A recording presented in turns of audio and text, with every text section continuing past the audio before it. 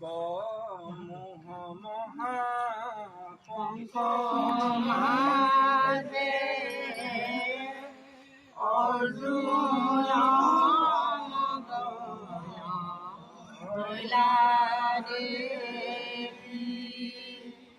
পৰম ঈশ্বৰ ঈশ্বৰে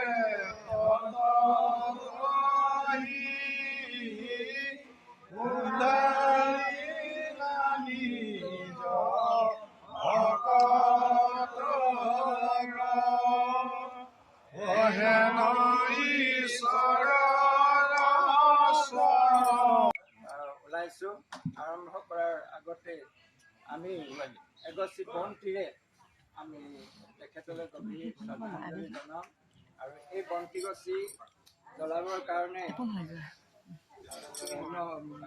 মখোৱা সমাজৰ মুৰব্বী শ্ৰী অতুল বৰগোহাঁই ডাঙৰীয়া দেৱক আমি আৰু গৃহস্থৰ ফালৰ পৰা আগবঢ়াই দিছোঁ। গতিকে তেখেতক এই অনুষ্ঠানভাগি সুচাৰুৰূপে পালন কৰাৰ আগতে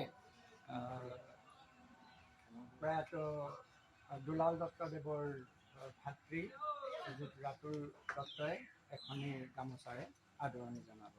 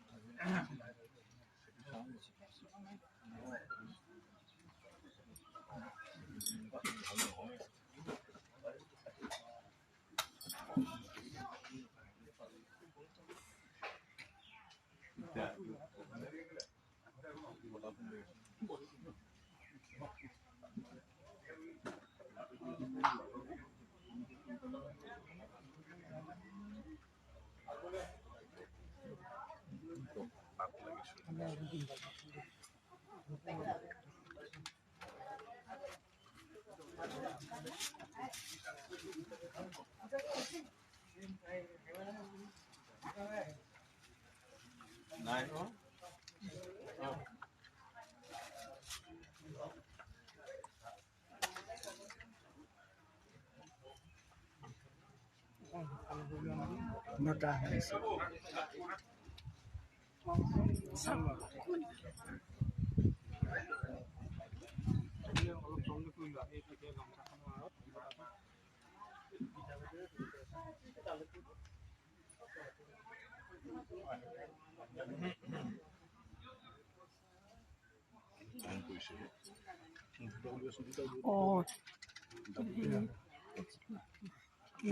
আগলৈ যাওক আগলৈ যাওক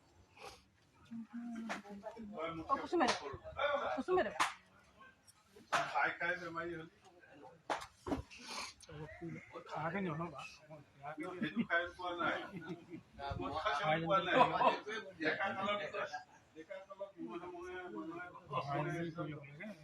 কাটিলে হেৰি হয় বৌকো এডাল ক'ৰবাত লগাই দিয়ে বুজি দিয়ে এইখিনি চল আহা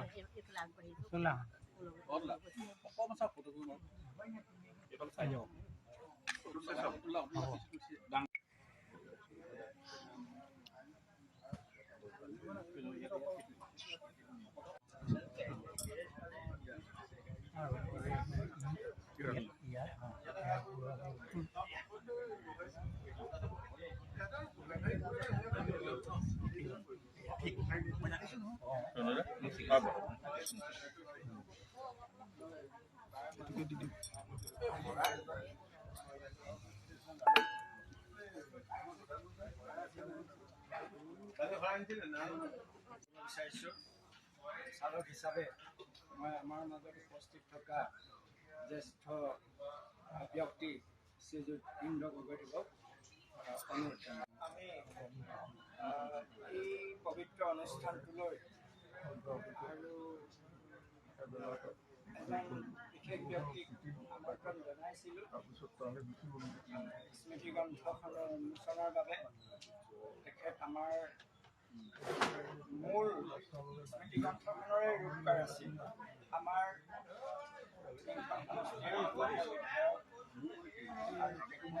মাননীয় শ্ৰীযুত বিমল বৰাদে তেখেতৰ অতিপাত ব্যস্ততাৰ বাবে তেখেতে আকৌ ইয়াত সময়ত উপস্থিত থাকিব নোৱাৰাৰ বাবে আমি কিতাপখন আগবঢ়াই লৈ যাবলৈ সিদ্ধান্ত কৰিলোঁ।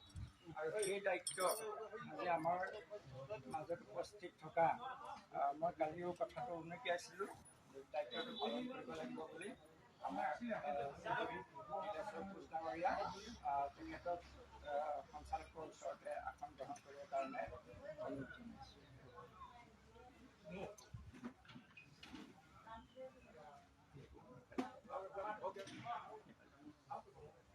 বেছি জেগা আছে সঞ্চালকৰ ওচৰতে আসন গ্ৰহণ কৰিবৰ কাৰণে আমাৰ সন্মানীয় শ্ৰীযুত বীৰেন জোৱাৰা ছাৰক আমন্ত্ৰণ জনাইছোঁ। দুলাল দত্তদেৱ স্মৃতিচাৰণৰ বাবে অহা বিশিষ্ট ব্যক্তিসকল মই বেলেগ কামত আহিলোঁ। সঞ্চালক নিৰ্বাচন আৰু আসন গ্ৰহণ কাৰ্যসূচীখন পঢ়ি দিছোঁ। অতিথিসকলৰ আসন গ্ৰহণ, উদ্দেশ্য ব্যাখ্যা, স্মৰণিকা উন্মোচন, সমজুৱা একাষাৰ, সঞ্চালকৰ মন্তব্য, কৃতজ্ঞতা জ্ঞাপন, সভাভংগ, এইকেইটাই কাৰ্যক্ৰমণিকা। এতিয়া আছে ইয়াৰ ৰূপ দিছিল যে প্ৰয়াত দুলাল দত্তদেৱৰ স্মৰণত এখন স্মৰণিকা প্ৰকাশ কৰি উলিয়াব লাগিব, আৰু সেইধৰণে অতি কম সময়ৰ ভিতৰত স্মৰণিকাখনৰ যোজা চলোৱা হ'ল। আকৌ এদিন তৃতীয় দিনা চতুৰ্থ দিনা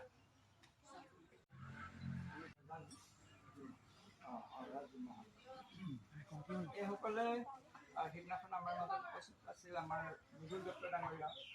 এই মানুহখিনিৰ যি সহযোগিতা মানসিকভাৱে তেওঁলোকে হাইৰ লগত যথেষ্ট চিনা পৰিচয় থকা আছিল। ৰাতুল দত্ত দা আছিলে, তেখেতকো ক'লোঁ।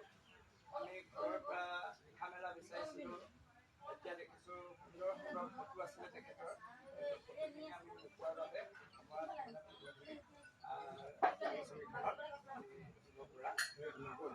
যে কি নহওক, আমাৰ খুব আন্তৰিক প্ৰচেষ্টাৰে আমি খুব কম সময়ৰ ভিতৰতে আমি এখন স্মৰণিকা প্ৰস্তুত কৰি উলিয়াইছোঁ। আৰু সেইখনত কি আছে কি নাই হয়তো আপোনালোকে পঢ়াৰ পাছত গম পাব। যদিও আমি এই আন্তৰিক প্ৰচেষ্টাৰ ফলতো যদি আমাৰ ক'ৰবাত ত্ৰুটি থাকি গৈছে, মই এই উদ্দেশ্য ব্যাখ্যাৰ লগতে প্ৰাৰ্থনা কৰিছোঁ। আৰু আজি এই অনুষ্ঠানটো আয়োজন কৰাৰ মূল উদ্দেশ্যই হ'ল যে স্মৰণিকাখিনি আমি উন্মোচন কৰিম। মোৰ বিশেষ ক'ব লগা নাই, গতিকে এইখিনিতে আৰু এজন ব্যক্তিৰ নাম ক'ব লাগিব। তেখেত হ'ল একেবাৰে আমাৰ ঘনিষ্ঠ লগত লাগি থকা ওচৰ চুবুৰীয়া এইখন গাঁৱৰ বাসিন্দা ৰুলুমিয়া দেৱ আৰু এজন ৰোহিত কাকতি। তেখেতসকলৰো এইখিনিতে আমি শলাগ লৈছোঁ। গতিকে আজিৰ অনুষ্ঠানটোৰ উদ্দেশ্য ব্যাখ্যা কৰিবলগীয়া ইমান। বহুজনক দুপৰ গধূলি বেলা দুলাল দত্তৰ স্মৃতিয়ে প্ৰায় সকলোকে আমনি কৰি থাকিব। বহুত এনেকুৱা এটা নাম। গতিকে এইখিনি আমি স্মৃতি চাৰণ কৰিবলৈ যাওঁতে তেখেতৰ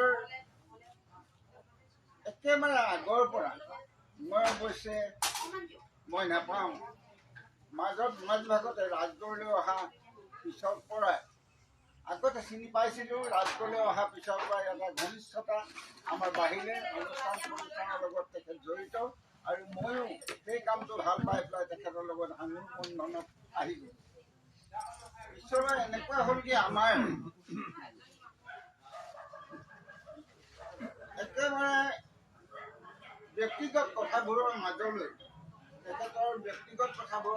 মই জুমি চাব পৰা হ'লোঁ, আৰু মোৰ ব্যক্তিগত কথাবোৰৰ মাজলৈ তেওঁ জুমি চাব পৰা হ'ল।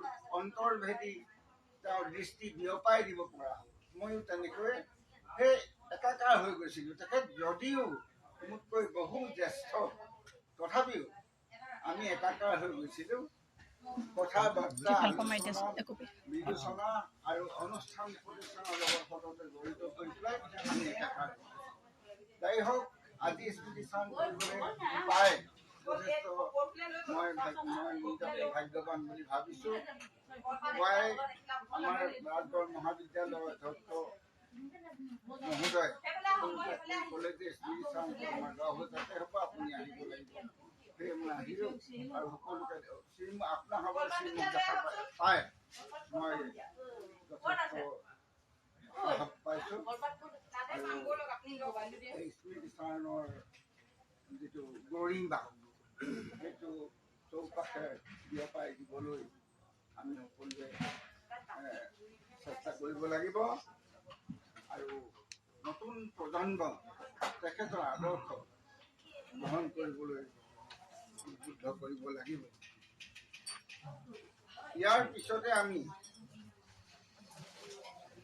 ব্ৰহ্মদ্বাৰ একাষাৰ মনি কৰিছে। তেখেতক আমি সৰু অৱস্থাত নাপালেও যি সময়ৰ পৰা পাইছোঁ সেই সময়ছোৱাৰ তেখেতৰ ব্যক্তিত্ব, তেখেতৰ কৰ্তব্য নিষ্ঠা আৰু যিটো প্ৰশাসনিক তেখেতৰ গুণ, সেই গুণকেইটাই আমাক যথেষ্ট আপ্লুত কৰিছিল। বিশেষকৈ সদৌখন ক্ষুদ্ৰ চাহ খেতিয়ক সন্থা টিংখাং আঞ্চলিক সমিতিৰ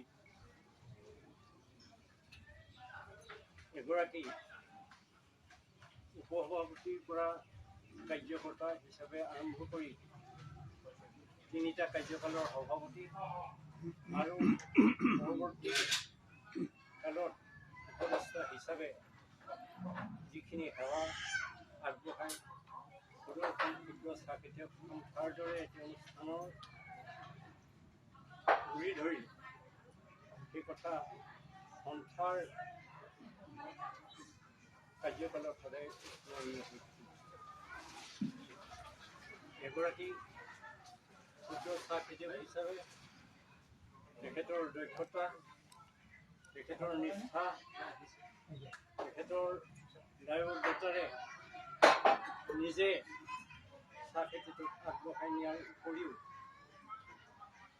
অঞ্চলটোৰ অন্যান্য ক্ষুদ্ৰ চাহ খেতিয়কসকলকো চাহ খেতি কৰিবলৈ যথেষ্ট উৎসাহিত কৰিছিল, অনুপ্ৰাণিত কৰিছিল। তাৰোপৰি সমাজৰ বিভিন্ন কামত তেখেত জড়িত হোৱাৰ বিশেষকৈ এগৰাকী শিক্ষানুৰাগী ব্যক্তি হিচাপে আমি পৰিচয় পাইছিলোঁ তেখেতক।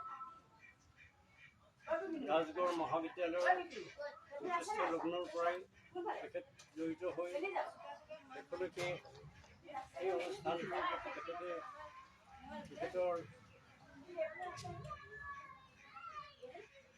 চিন্তা চৰ্চা ইত্যাদিয়ে আগবঢ়োৱাই নহ'ল। আনকি মহাবিদ্যালয়খনৰ প্ৰথম অৱস্থাত এটি গৃহ নিৰ্মাণ চলি থকা সময়তে এটি বকী কোঠাৰো নিৰ্মাণ কৰি তেখেতৰ মহৎ হৃদয়খনত পৰিচয় দিছিল। শিক্ষানুৰাগী ব্যক্তি হিচাপে পৰিচয় দাঙি ধৰিছে। ঠিক তেনেদৰে ৰাজগড় অঞ্চলত যদিও এখন উচ্চ মাধ্যমিক বিদ্যালয় আছিল, তথাপিও সেই মাধ্যমিক বিদ্যালয়খনে ৰাজগড়ৰ বাসিন্দাসকলে বা সমীপৱৰ্তী অঞ্চলৰ ব্যক্তিসকলে উচ্চ মাধ্যমিক শিক্ষাৰ অনুষ্ঠান অভাৱ অনুভৱ কৰাত তেখেতৰ নেতৃত্বতেই বিশেষকৈ নৱহতীয়া উচ্চ মাধ্যমিক বিদ্যালয়খন গঢ়ি উঠিছিল আৰু তেখেত এটা গুৰুৰ দায়িত্ব গ্ৰহণ কৰি এই বিদ্যালয়খনক আগবঢ়াই লৈ গৈছিল। তেখেত এই বিদ্যালয়খনৰ যথেষ্ট সেই সময়ছোৱাত তেখেতৰ বয়সো হৈছিল। সেই সময়তো সেই বয়সতো তেখেতে এগৰাকী তৰুণৰ দৰে সম্পাদকৰ দৰে দায়িত্ব গ্ৰহণ কৰিছিল। সম্পাদকৰ দায়িত্ব মানে স্বাভাৱিকতেই কেৱল আসনখন ধৰি ৰখা নহয়, আচলতে চিন্তা চৰ্চা পৰিকল্পনা বা অন্যান্য দিশেৰেও গোটেই প্ৰক্ৰিয়াটো আগবঢ়াই নিয়াৰ দায়িত্ব ল'ব লাগে আৰু ঠিক তেনেকুৱা দায়িত্ব লৈ অনুষ্ঠানটো এটা পৰ্যায়লৈকে লৈ গৈছিল। ঠিক তেনেকৈ 2011 চনত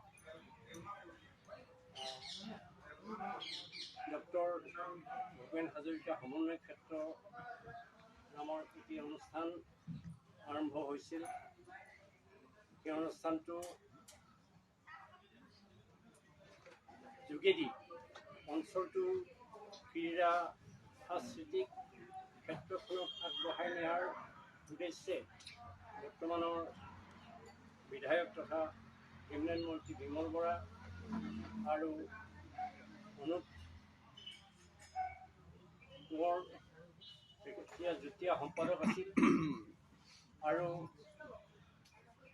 প্ৰয়াত দত্তদেৱ এই সমিতি অৰ্থাৎ ডক্টৰ ভূপেন হাজৰিকা সমন্বয় ক্ষেত্ৰৰ প্ৰতিষ্ঠাপক সভাপতি আছে আৰু আমাৰ ইয়াত আসননিষ্ঠ প্ৰমোদ দত্ত তেতিয়া কাৰ্যকৰী সভাপতি হিচাপে কাৰ্যনিৰ্বাহ কৰিছিল। আৰু এই অনুষ্ঠানটোৱে অঞ্চলটোত এনে এটা পৰ্যায় লৈ গ'ল, এটা মাত্ৰা দিলে, যি অনুষ্ঠান যোগেদি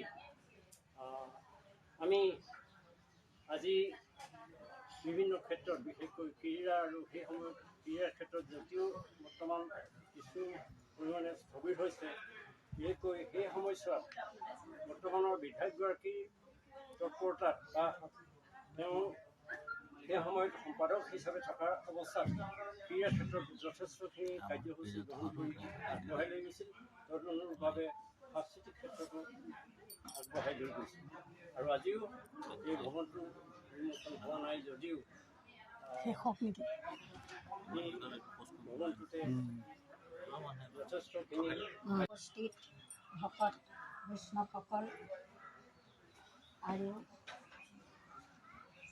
পৰিয়ালবৰ্গ, প্ৰথমে মই চিৰতৰুণ অক্লান্ত সমাজকৰ্মী দুলাল দত্তদেৱৰ স্মৃতিত শ্ৰদ্ধাঞ্জলি জ্ঞাপন কৰিছোঁ। কি বুলি আৰম্ভ কৰিম সেয়া মই চিন্তাত পৰিছোঁ। স্মৃতিগ্ৰন্থ উন্মোচন কৰিছে। একোজন ব্যক্তিৰ এখন স্মৃতিগ্ৰন্থ উন্মোচন কৰা মানে সেই ব্যক্তিজনৰ কথাই যে তাত লিপিবদ্ধ হ'ব সেয়া নহয়। একোজন ব্যক্তিৰ স্মৃতিগ্ৰন্থই এটা অঞ্চলৰ ইতিহাসো বহন কৰি আহে। সেইকাৰণে মই অনুভৱ কৰিছোঁ আজি দুলালদাৰ স্মৃতিগ্ৰন্থ উন্মোচন হ'ব, লগে লগে উন্মোচন হ'ব মহকুৱা আৰু ৰাজগড় অঞ্চলৰ এই উত্থান পতনৰ ইতিহাস। আৰু সেইকাৰণে এনে এখন স্মৃতিগ্ৰন্থৰ সঁচাকৈ প্ৰয়োজন আছে। তাৰ বাবে স্মৃতিগ্ৰন্থৰ যিসকলে আগভাগ ল'লে, সম্পাদক সভাপতি প্ৰমুখ্যে, সকলোকে মই ধন্যবাদ জ্ঞাপন কৰিছোঁ। এই চিৰতৰুণ অক্লান্ত সমাজকৰ্মীজন আমাৰ সমাজত সদায় জীয়াই থাকিব, এয়া আমাৰ সকলোৰে কাম্য। তেখেতলৈ পুনৰবাৰ মই শ্ৰদ্ধাঞ্জলি জনাইছোঁ। আৰু এটা দুখৰ খবৰ যে এই মহকুৱা গাঁৱত মোৰে একালৰ বান্ধৱী ক্লাছ 5ৰ পৰা 10লৈকে আমি একেলগে পঢ়িছিলোঁ। এই দুলালদাৰে দেউতাকৰ জীয়াৰী। তেওঁ ঢুকুৱা আজি হেনো 1.5 বছৰ হ'ল। কিন্তু এনেকুৱা বছৰ বয়সতেই যোৱা দেউতা তেতিয়া ইফালে পিছত আহিছিলে। মই তেতিয়া সৰু হৈ থাকোঁতে ইফালে মোৰ ভাইটোৰ জন্ম হৈছিলে 2 বছৰ পিছতে। সেইকাৰণে মোক বৰদেউতাহঁতে তালৈ লৈ গৈছিলে। সেই সূত্ৰে বহুখিনি কথা মই এই দাদাহঁতৰ বিষয়ে জানিছিলোঁ গাঁৱতে, গতিকে সেইখিনি তাতে ব্যক্ত কৰিছোঁ। দাদাৰ আত্মাই সদ্গতি লভক। আমাৰ বিশেষকৈ মোৰ ভাইটো আৰু মোক পঢ়া শুনাৰ ক্ষেত্ৰত যথেষ্টখিনি তেওঁ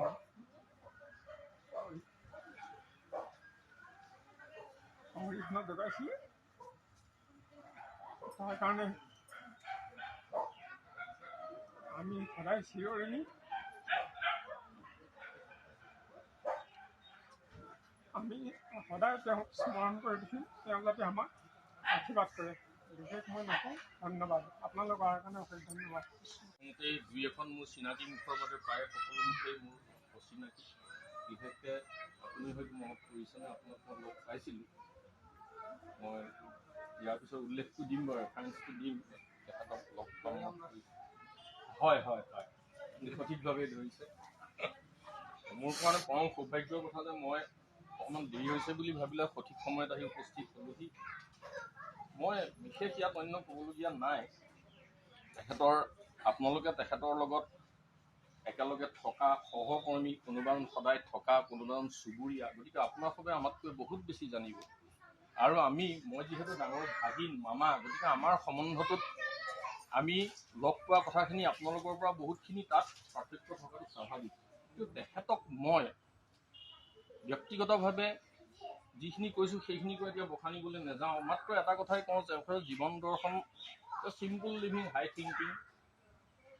আৰু টমাছ বে বুলি এজন সাহিত্যিক আছিল, তেখেতে এটা কবিতা লিখিছিল, দ্য ছেফাৰ্ড এণ্ড দি ফিলচফাৰ্ছ। সেইটো অসমীয়ালৈ অনুবাদ হৈছিল চহা আৰু পণ্ডিত বুলি বহুতে পঢ়িছে চাগে। সেই মামাৰ জীৱন দৰ্শনটো তেনেকুৱা আছিল কবিতাটোৰ নিচিনা। আমাৰ আনুষ্ঠানিক শিক্ষা বা আনুষ্ঠানিক তেনেকুৱা ধৰণৰ গোটেই দৰ্শন বা সেই কথাখিনি সিমান নাছিল।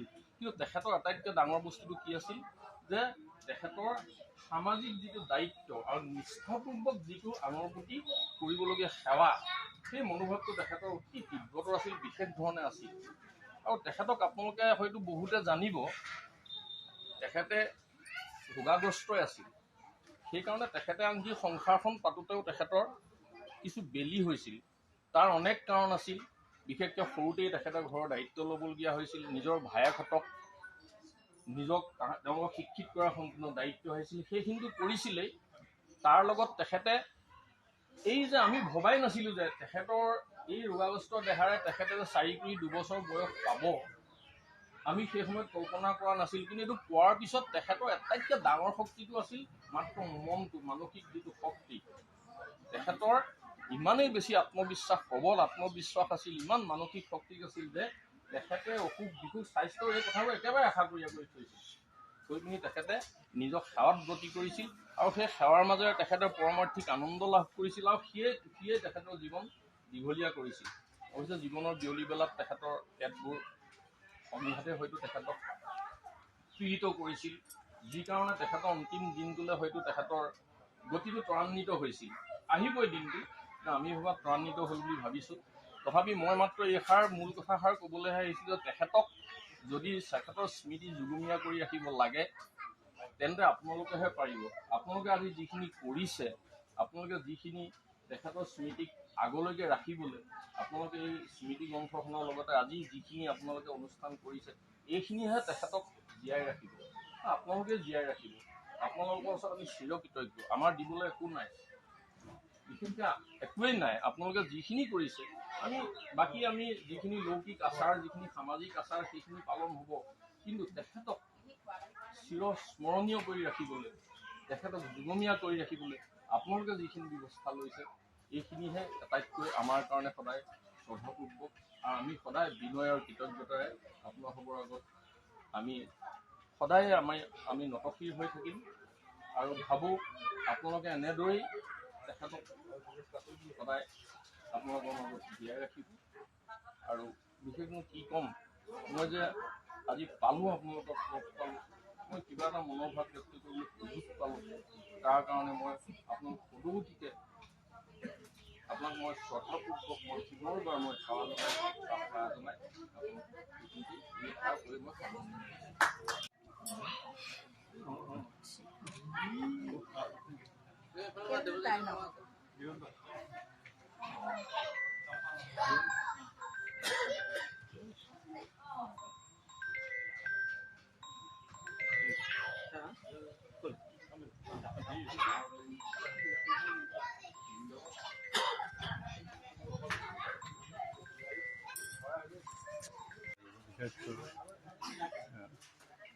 মিতি কুটুম সকলোকে শ্ৰদ্ধা জনাই মই আজি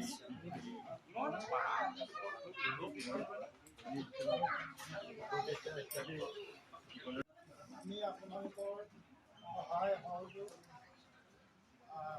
একান্ত কৰ্তব্যনিষ্ঠা হিচাপে আপোনালোকে এই কামখন সমাধান কৰিলে তাৰ বাবে আপোনালোকৰ কৃতজ্ঞ দাদা ভাতৃসমূহ পৰিয়ালৰ সকলো হ'ল আৰু আগলৈ আমি চাগে এনে অনুষ্ঠান উপভোগ কৰিবলৈ পাম নে নেপাম নেজানো ঘৰতে কি সুবিধা দিয়ে কিন্তু আজি এইখন পাই মই বিশেষ কৃতজ্ঞ হৈছোঁ আৰু আপোনালোকৰ শ্ৰীচৰণত আমি প্ৰভু ভগৱন্তই যাতে সকলোকে দীৰ্ঘায়ু দিয়ে তাৰে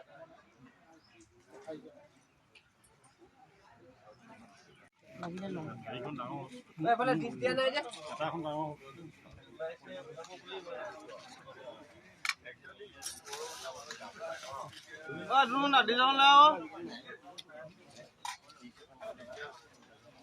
এইফালে যাওক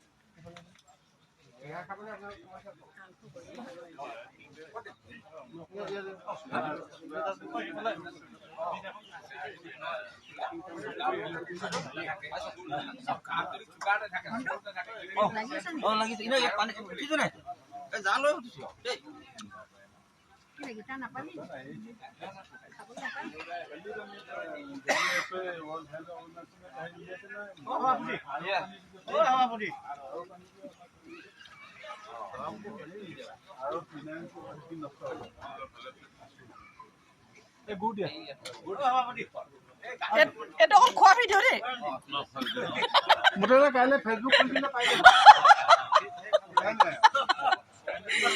ৰুলতে আগতে বেছিকে মাৰি দিওঁ ভয় কৰে ফেচবুকলৈ ভয় কৰে ৰুল দে মোৰ একেলগে মাৰি দিওঁ আৰু ভয় কৰিব ফেচবুকত দিবি দিমেই কৈছো মাৰি দিওঁ খাই লওঁ মই থাকি যাম নহ'লে ন আপোনাক